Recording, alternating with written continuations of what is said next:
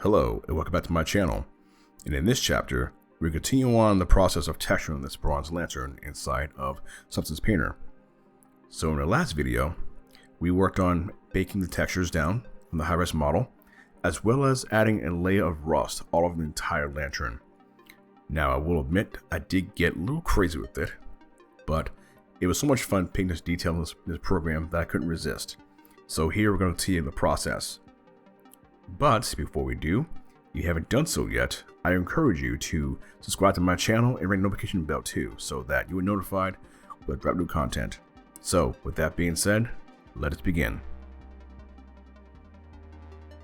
And right now here, I'm actually going to be creating localized masks on the lantern, and I'm going to talk about my first detail on the model, which involves using of a tile generator.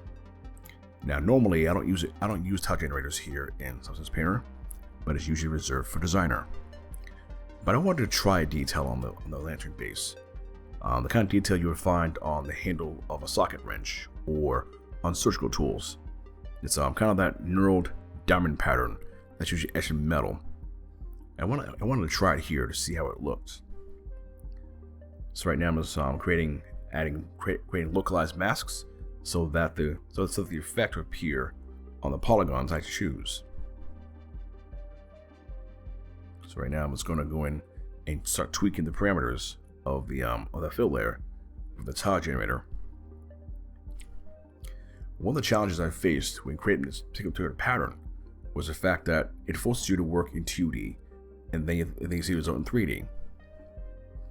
Like right now I'm just fixing the transform widget on the edges of the polygon strip.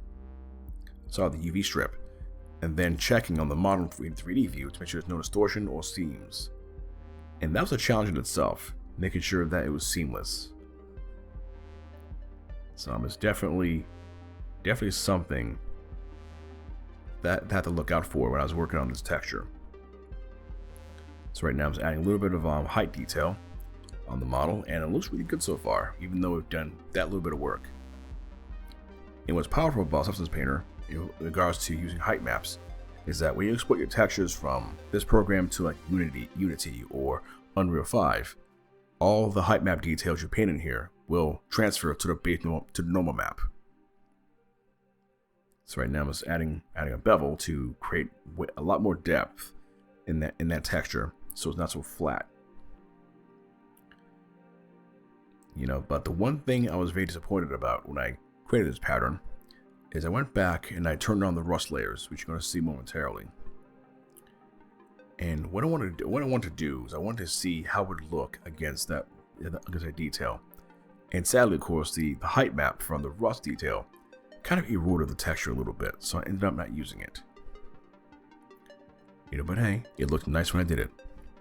And it's one of the advantages of being a 3D artist. You have the ability to try out different things while in your production process. You actually want to be able to like go in and see what works, what doesn't work. In this case, that pattern didn't work too good. And also same thing here on the top part of the pattern is checking the seams to make sure it lines up. Now I ended up not using this because, for one, I think a diamond pattern like that, it might have felt a little too modern for my taste, or I don't remember what it was, but I didn't really like it after I put it on there. But you see in this video now to see that it's okay to experiment. And also too, also time lapse, I spent a lot of time fixing this one small section, and I almost felt a trap of perfectionism, which is something I want to avoid. Most average gamer will not see the mistakes you make in your models, but someone like me will notice them, and we do our best to eliminate such mistakes. Just going and checking the seam line, make sure it's all seamless. It looks pretty good from where I'm sitting at. It's just too bad I didn't keep it at the end. I'm just about to do a quick export to Substance Designer to see how the texture came out, and then we can proceed on to the next section.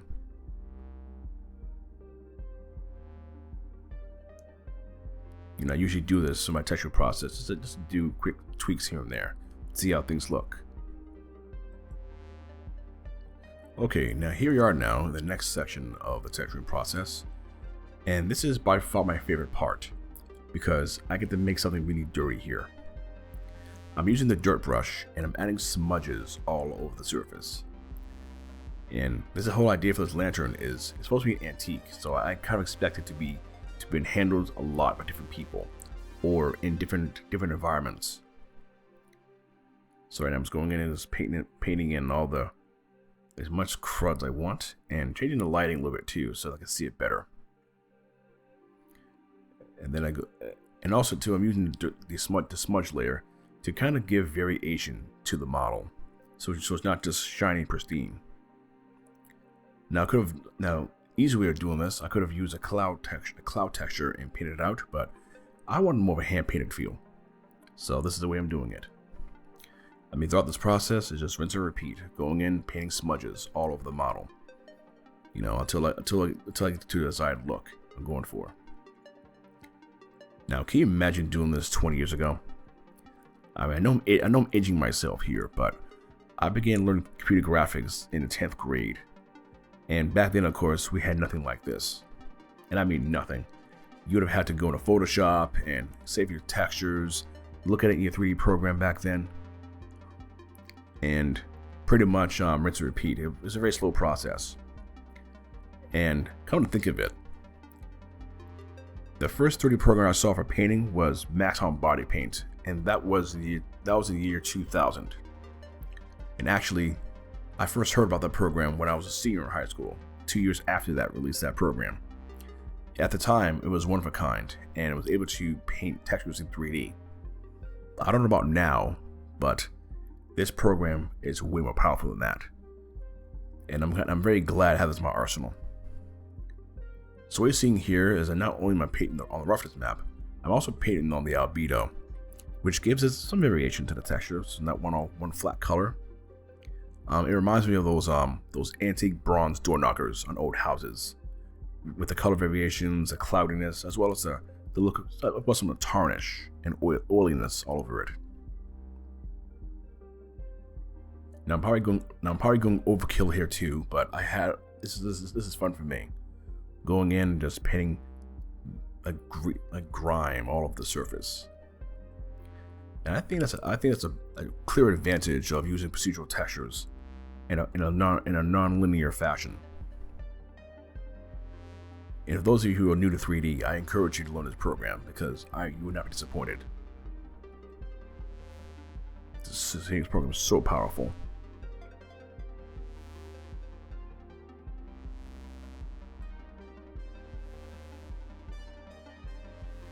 Alright, so now here we are in the 2D portion of this project. And here, I'm going to be creating a 2D decal that will be processed in Substance Designer as a height map and normal map, and then later use in Painter.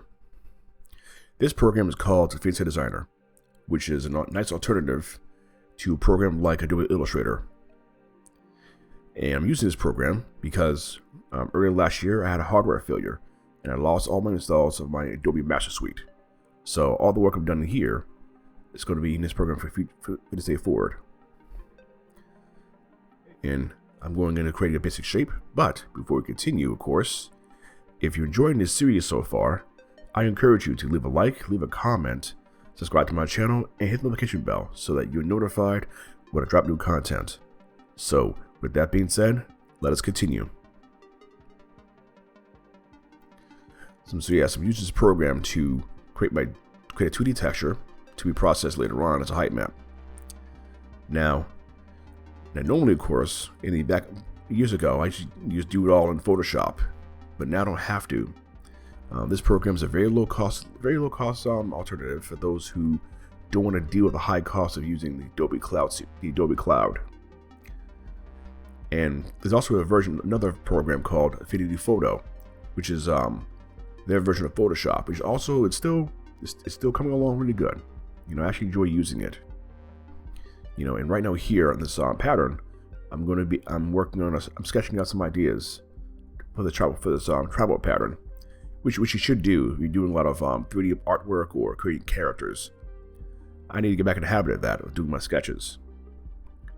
And I'm also glad I'm recording this too, because otherwise I would have spent all eternity just tweaking this one little detail, and my progression would have slowed. So a little story time for you. I remember years ago when I began art with KRGraphics. I was working on a character, and a friend of mine made a suggestion to me that I should record my sessions.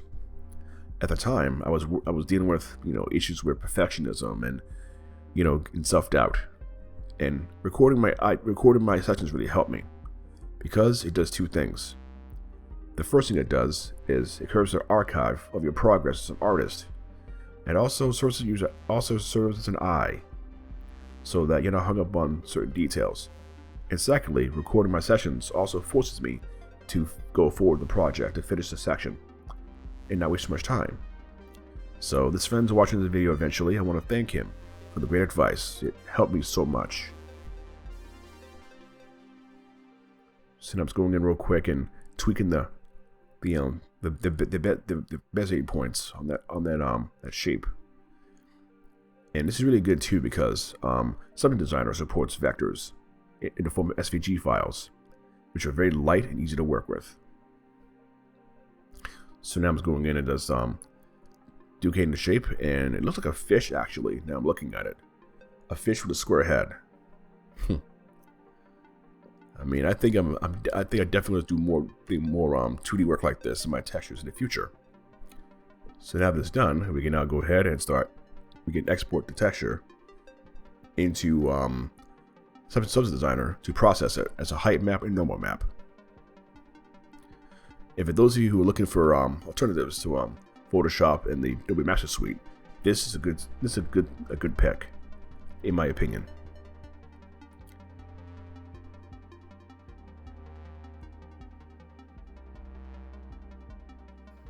Alright, now here we are inside of Substance Designer. We have gone ahead and imported that black and white texture map from the Affinity Designer. And here, in this program is where I process all the my height map information using bevel node to add some edges add some raised edges to that pattern. Now the great thing about Designer is that I can alter my materials here, and because of my pipeline, if any change I'm making here will propagate to Painter automatically. So example, if I were to export this this texture right now to Painter and change it later on, I can reload the texture in Painter and all the changes will be propagated automatically. So here I'm just going in and creating a quick normal map to test out inside of Painter on the lantern. I encourage anyone with this program to use it in their arsenal. It is very powerful and a much necessary ally in your texturing process.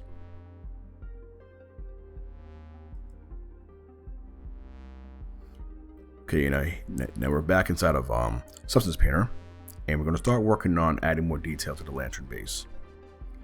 Now for this one, I've imported the normal map of that pattern we made in Designer, and on this one here, I'm doing a quick little test to see how it looks when I stamp it on the surface.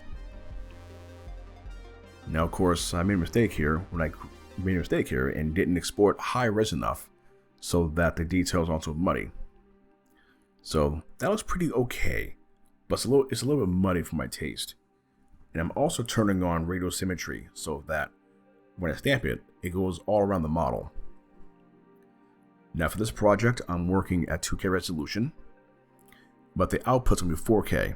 The reason being is working at 4K sometimes can bog down your hardware. So I'm just going in very carefully and stamping the details on a normal map to ensure that it appears very clean. And radial symmetry is very helpful here, especially for something like this. I'm going back to Designer because I didn't like the way the texture lined up against the other parts of the model, and I wanted to touch. It was kind of like fingers touching each other. So I'm going back in and reloading it, and setting the tangent space to OpenGL, which is a format that Unity reads. Using Unreal 5, it's going to be DirectX.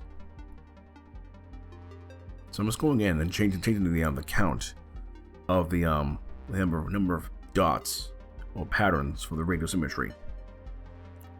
So same thing here, I'm just going in and just changing the pattern and trying out different things. There we go, looks pretty good actually. But again, of course, there's another issue right there with that grid pattern.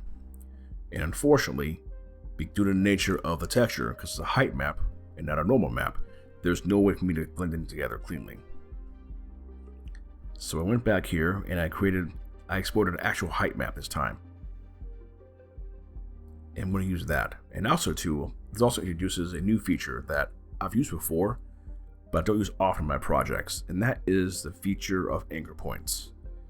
You'll see them in use here when I go ahead and here and use them in a mask. So I do here is I create a mask and I create a paint layer, and then what happens is then afterwards I create an anchor point. What anchor points do, it allows me to work non-destructively in another layer and apply those changes someplace else in the layer stack from bottom to top. So for example here, I'm using a feature called using the height to normal map filter to create the normal map from that height map. But there's one problem there that I kept running into and I couldn't fix it, and that it created a seam right there that I couldn't fix. And my guess is because of UV boundaries on that layer, it must have made a real mess. And it bugged me for hours trying to figure out why there were seams there. But here, of course, I'm able to blend the new height map over the diamond pattern. But again, I didn't like it there, so I ended up moving it later.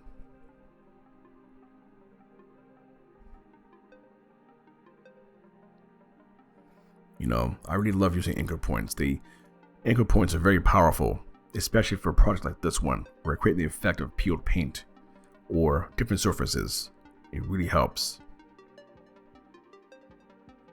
Yes, I'm just going in here and experimenting with the blending and the placement of the pattern.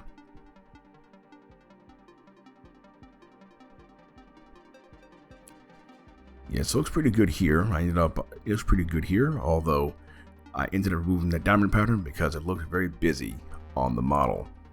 It wasn't necessary. And also too, I had the same issue with seams all of the texture when I tried to export it to Unity. And I had no way of removing the seams.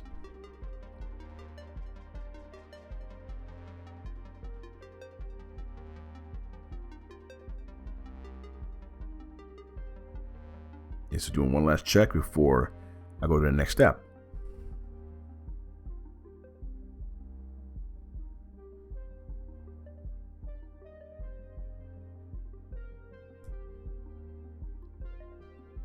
And here's the final model with all the textures applied to it. I must admit, I had so much fun reworking this and adding the details that I felt were necessary. Some of the changes include I removed a lot of the height map decals and replaced them with detailed normal maps, which adds a lot more detail to the surface. And also, at the advice of a friend, I changed the metal color to actual bronze, so it looks like an actual bronze lantern. It looks more natural this way. And lastly, I had a lot of fun using the thickness brushes to add natural erosion in the metal, including the patina and the rust surfaces. It definitely adds a lot of wear and tear. Now, in the final chapter of this project, I'll be taking this model to Unity for evaluation and final rendering. So if you guys enjoyed this video and this series so far, I encourage you to leave a like, leave a comment, definitely share as it helps grow my channel, and most importantly, subscribe and ring the notification bell too, so that you are notified of future content like this one. So with that being said, I want you guys to take care of yourselves and God bless, and I will see you all in the final chapter.